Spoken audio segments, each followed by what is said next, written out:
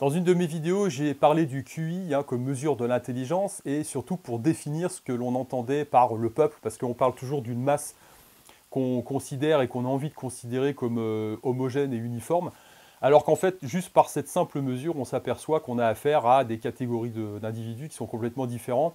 Alors évidemment, ça reste une mesure qui pour moi est limitée parce que effectivement, on peut considérer qu'il y a différentes formes d'intelligence. Personnellement, je souscris pas mal à une forme d'intelligence qui est plus intuitive. Quand on est dans un combat martial ou même sportif d'ailleurs, les informations, les prises d'informations ne passent pas forcément par la conscience et l'intelligence. On est sur autre chose, ça va trop vite. Donc on développe une forme de sensibilité, donc une forme d'intelligence intuitive également. Alors maintenant, il faut quand même bien, c'était juste une démonstration pour essayer de montrer justement que la masse n'est pas uniforme et que finalement on se heurte à deux types de problèmes, c'est-à-dire, alors quand je parlais du peuple, je parle d'une masse d'individus, je pars de ce constat, on peut le faire exactement dans un club, je prends toujours l'analogie sportive parce que c'est pour moi un laboratoire et c'est un concentré de vie finalement. Ce que vous observez sur un terrain sportif, c'est un concentré de ce que l'on peut observer dans la vie de tous les jours et qui parfois peut être complètement dilué. Donc votre observation elle est beaucoup moins fine. C'est plus facile dans le milieu sportif après de transposer.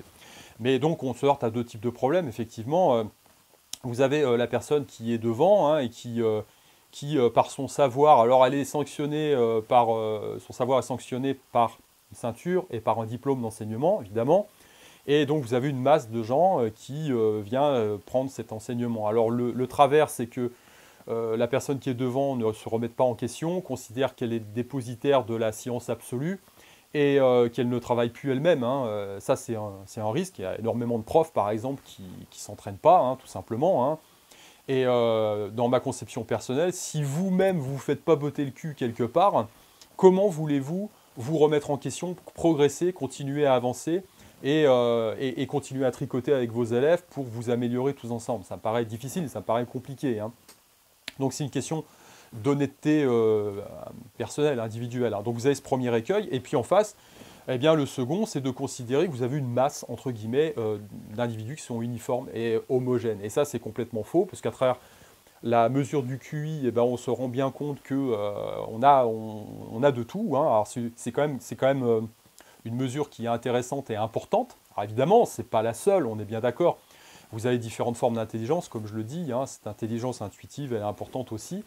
Ceci étant dit, ce qui est intéressant de noter, c'est par rapport aux réactions, toujours, c'est effectivement de se rendre compte qu'on a une nécessité de remise en question qui est difficile, parce que c'est toujours facile de s'en remettre aux autres et de se dire que finalement, nous, on est des êtres aboutis.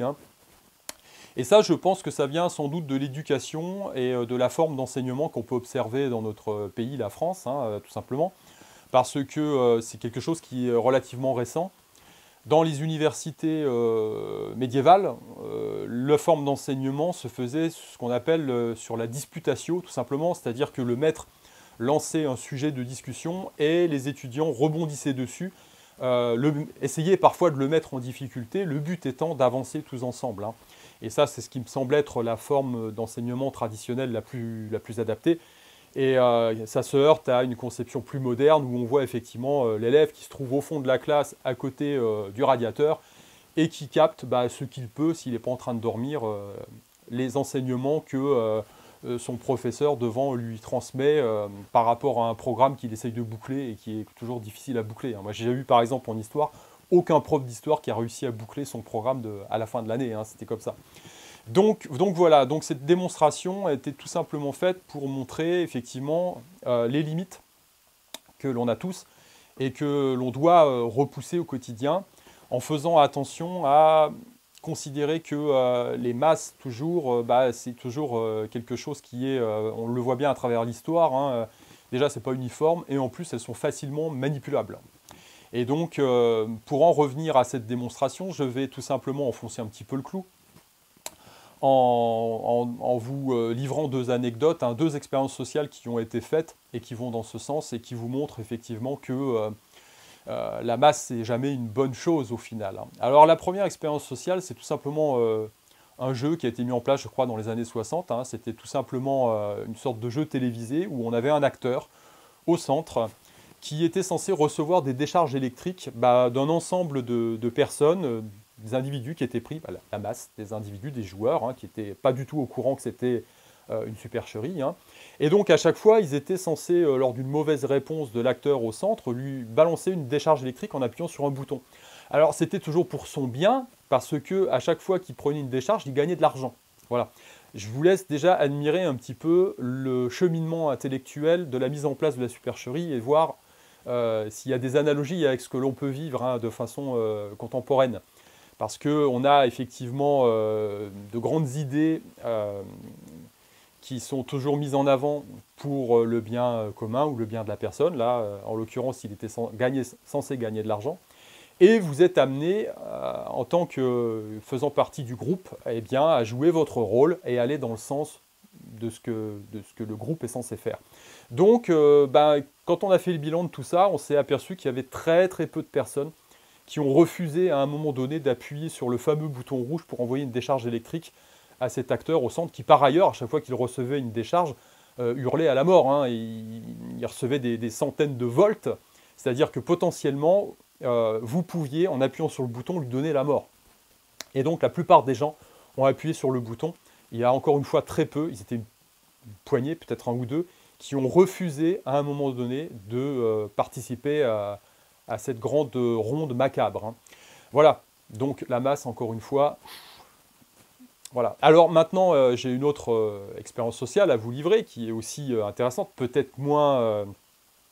comment dire, macabre que celle-là, mais bon, elle est intéressante également. On peut encore trouver la vidéo sur Internet, hein, c'est une vidéo en noir et blanc, où on a une personne qui rentre dans un ascenseur et qui fait face au mur. C'est-à-dire plutôt que de faire face à la sortie, comme on le fait naturellement dans ces cas-là, on est face à la porte qui s'ouvre, eh bien cette personne tourne le dos et fait face au mur. Et là vous voyez, alors c'est filmé hein, en hauteur, vous voyez que chaque personne qui rentre ensuite dans l'ascenseur, eh bien, commence à se poser des questions. La première regarde l'individu qui est déjà en place et puis elle se dit tiens, c'est bizarre, on voit son indécision. Elle commence à regarder le plafond, elle regarde ses pompes, finalement regarde le mur et puis elle finit par se conformer et faire face au mur. Et toutes les personnes qui rentrent ensuite dans l'ascenseur font exactement la même chose. Première réaction, ah tiens, c'est bizarre, mais en même temps, comme tout le monde le fait, je fais exactement la même chose. Alors, est-ce que c'est de l'intelligence intellectuelle? Est-ce que c'est de l'intelligence émotionnelle? Est-ce que c'est... Je ne sais pas. Au final, ce que l'on peut observer et en retirer, c'est que eh bien, le côté collectif, finalement, n'est pas forcément une bonne chose. Hein. Et de mon côté, je souscris à cette pensée et je dis tout simplement que moi, je ne crois pas au collectif. Je trouve même que c'est très souvent dangereux et je crois plus à une somme d'individualité, une somme d'individus éveillés, ou du moins qui travaillent quotidiennement à s'éveiller eux-mêmes, à se remettre en question et à surtout conserver leur esprit critique.